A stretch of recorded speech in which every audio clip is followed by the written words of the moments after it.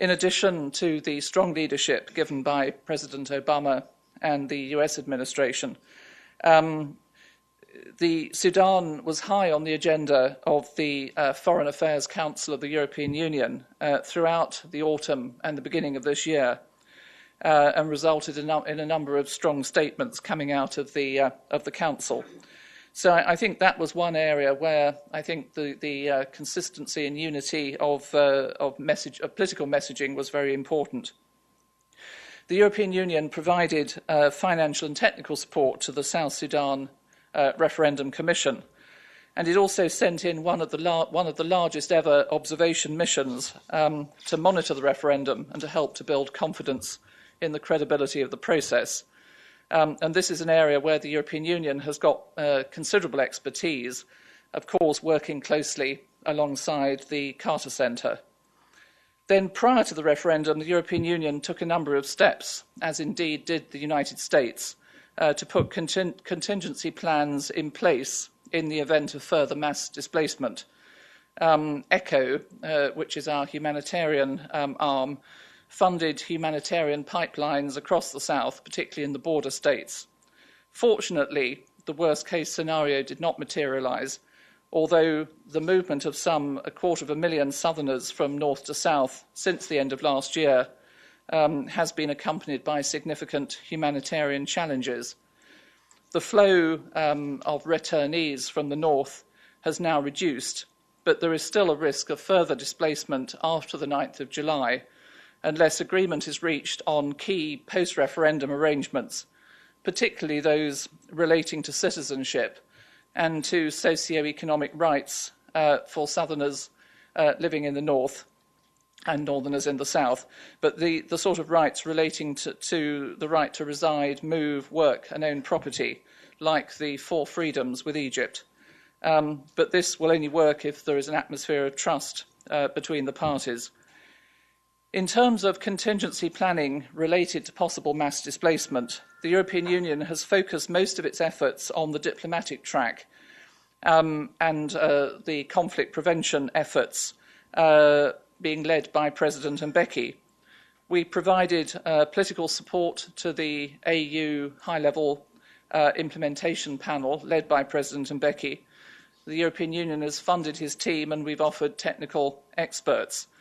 And I have to say, I think the Mbeki panel deserves a lot of credit for organising and keeping the negotiation process going.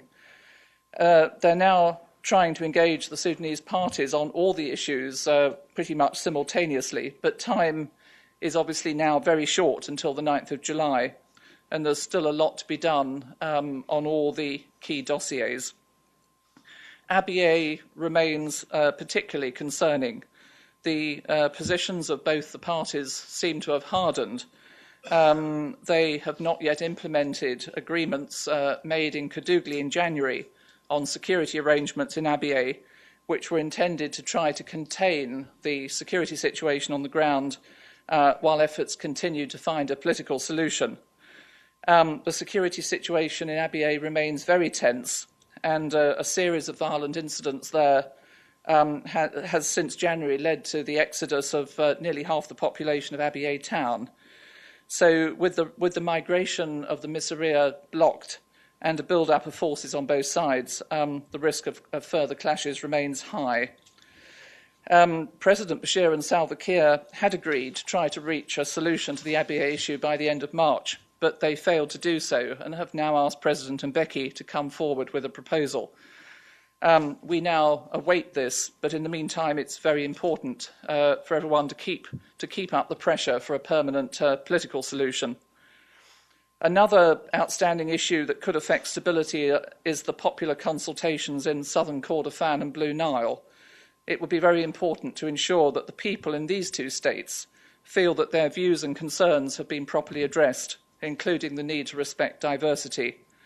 The popular consultations should have taken place before the South Sudan referendum, but they were significantly delayed, and they will now be delayed further by the elections in southern Kordofan state, which are being hotly contested by the NCP and the SPLM. So it now seems unlikely that this popular consultations process will in fact be finished before the 9th of July. Turning now to the political and security context of humanitarian challenges in Darfur, perhaps the first thing to say is that the European Union has consistently supported the Doha process. Despite the limited progress made so far, we think that this is the only game in town at the moment and that we should all get behind it, including plans for a Darfur stakeholders conference in Doha later this month. It's encouraging that all the parties are now negotiating from the same text and that the mediation is now taking a more proactive approach. But we fully recognise that this initiative and the Darfur Stakeholders Conference is a very high-risk endeavour. For it to be credible, the mediation will need to ensure that all those Darfuris invited to attend are not prevented from going to Doha for the meeting. And just as important, they're not arrested or harassed on their return, as happened after the last Doha Civil Society Conference. So security and protection concerns will need to be addressed.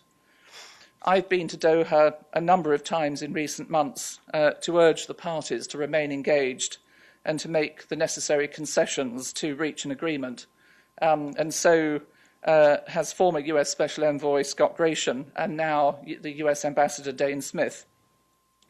So this is an area where we are working together.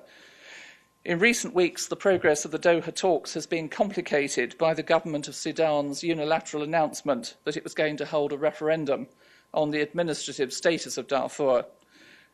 This took everybody by surprise, including the mediation, as the issue of a single region is one of the main items on the Doha agenda.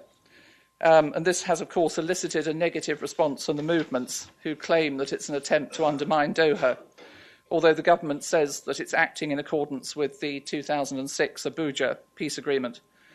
It's not clear if the government actually intends to hold a referendum or if this is a tactical move to put pressure on the movements, or indeed how the proposed referendum relates to the government's own plans to shift as quickly as possible from Doha to a domesticated Darfur political process on the ground in Darfur, which President Mbeki is strongly supporting. In the European Union's view, any Darfur political process should complement and not undermine the Doha process, and it would need to have an enabling environment, including freedom of expression and freedom from harassment. Prospects for Doha are, of course, now further complicated by developments in Libya. Both the government and the movements accuse each other of not being serious about reaching a negotiated political solution.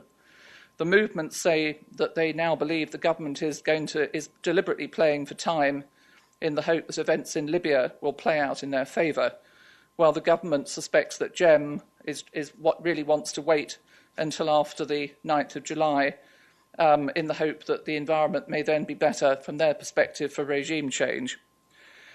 As for security dynamics on the ground in Darfur, the government has been conducting air and ground offensives since February 2010. The government has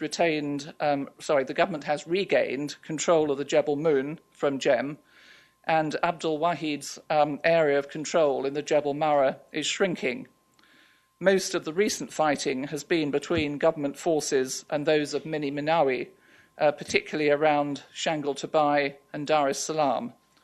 Many of the Zagawa in those areas have been forced to flee to Zamzam camp, and this has created a further 80,000 IDPs in recent months. The rapprochement between Sudan and Chad facilitated the isolation of GEM, and developments in Libya are further increasing the pressure on GEM,